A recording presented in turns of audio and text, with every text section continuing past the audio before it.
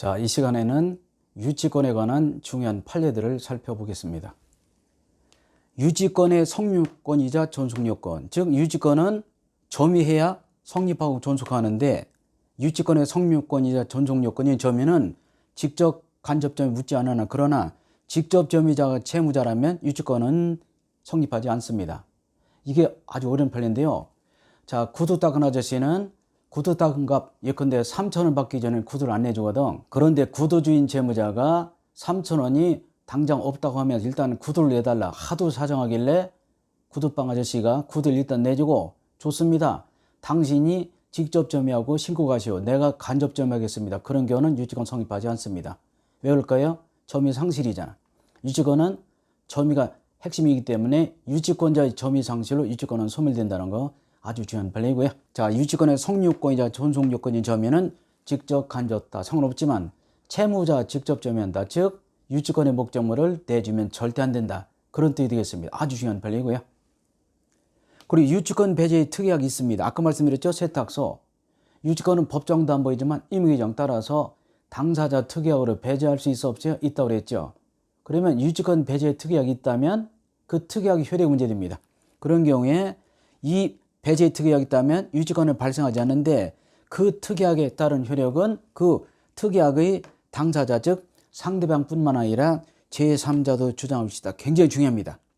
유치권 배제의 특약이 있다면 그 배제의 특약을 한 당사자는 물론이고 나머지 사람들도 유치권의 불성립을 주장할 수 있다, 그런 얘기 되겠고요. 그리고 2번은 읽어보시면 그런 뜻인데 많이 나오는 판례죠. 웬만한 교과서에 다 실려있고요. 어떤 건축업자가 1층부터 5층까지 지은 건물에 도배장판까지 다 했습니다. 그런데 건물 주인이 도배장판 비용을 주지 않으니까 예컨대 5층까지 도배장판 했다. 그런데 각 층에 도배장판 즉 창호 등의 비용이 500만 원씩이라면 5층까지 2,500만 원이잖아요. 그러면 굳이 1층부터 5층까지 따로따로 점유해서 유치권 행사할 필요 없고 1층만을 점유해서도 2층부터 5층까지 도배장판 비용을 받기 위해서 유치권 행사가 인정된다, 그런 뜻이 되겠습니다.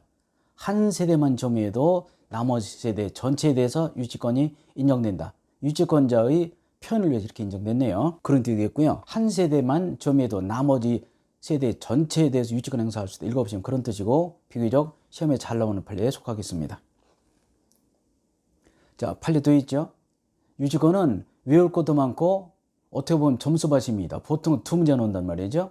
오늘 배우는 유치권 2문제, 저당권 3문제, 도합 5문제가 나오고요.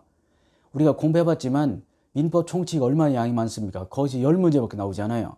자, 유치권은 간단하기 때문에 외우시면 되겠고, 이 유치권의 점수 획득이 변곡점이 된다. 유치권 같은 경우는 공부 안 하는 사람은 전혀 맞출 수 없도록 나오기 때문에 여기서부터 점 차이가 나기 시작합니다. 유치권은 우리 교재도 몇 장 안 되죠. 반복해서 완전히 내 것으로 만드시고 문제를 푸시면 되겠습니다. 자, 건물 임대차에서 임대인이 시설을 해주지 않아. 그래서 임차인이 목적물을 사용하지 못했다. 그로 인한 손해배상은 전연관계 없다고 보기 때문에 유치권 성립하지 않습니다. 판례는 외워야 됩니다.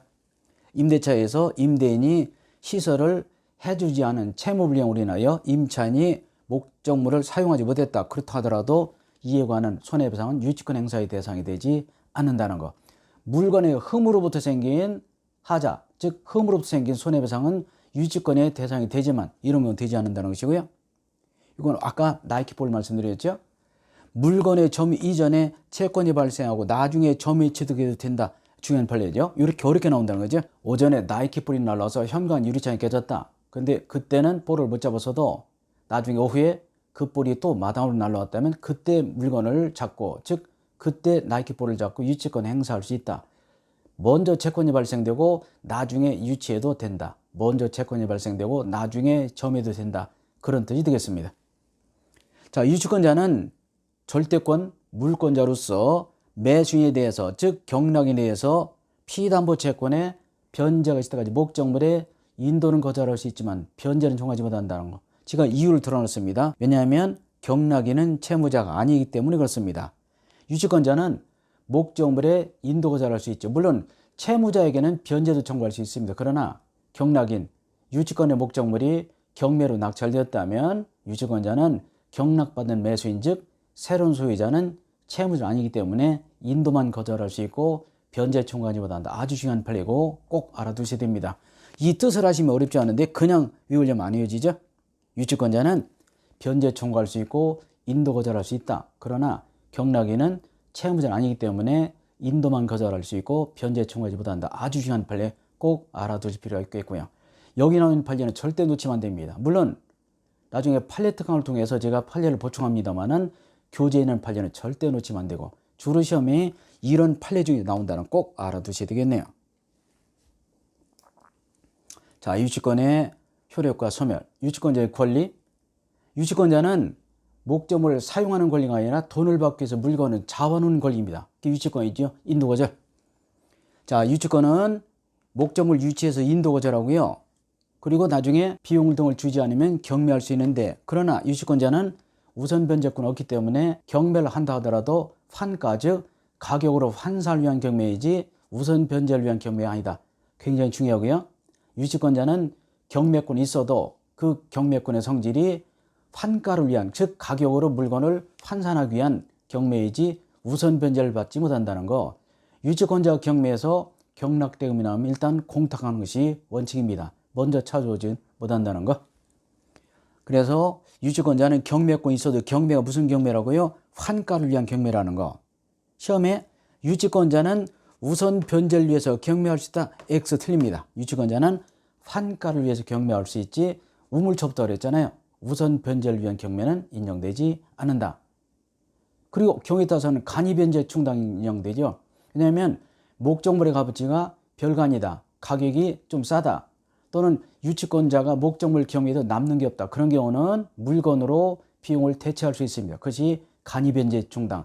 간단하게 변제한다. 우리가 고속도로 휴게소에서 간단하게 스낵 먹고 가잖아요. 이런 거, 이것이 간이식당 마냥 비슷한 개념입니다. 자, 간이식당, 간이변제. 자, 유치권자는 일단 경매권이 있고 경매는 환가를 위한 경매이고요.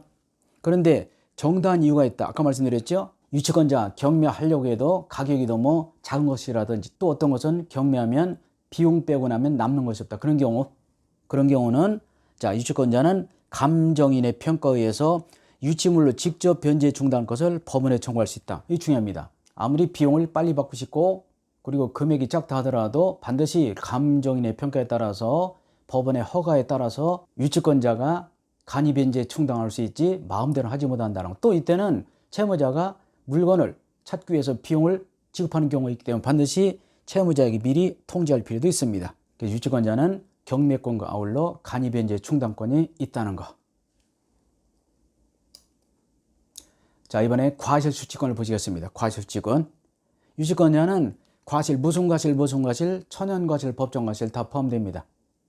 유치권자는 유치물의 과실 수취하여 다른 채권자보다 먼저 변제 충당할 수 있는데 다만 그것이 과실 금전이 아니다. 그런 경우는 경매에서 돈으로 충당합니다. 이때 중요한 것이 과실을 먼저 채권의 이자에 충당하고 잉여 남는 것이 있으면 원본에 충당한다. 중요합니다. 순서도 과실은 먼저 이자 충당 남는 것이 있어야 원본에 충당한다. 이자를 먼저 충당하고 남았을 때 원본 충당이다 또는 원금 충당이다. 이자 충당이 원금보다 우선한다는 거 꼭 알아두시기 바라고요.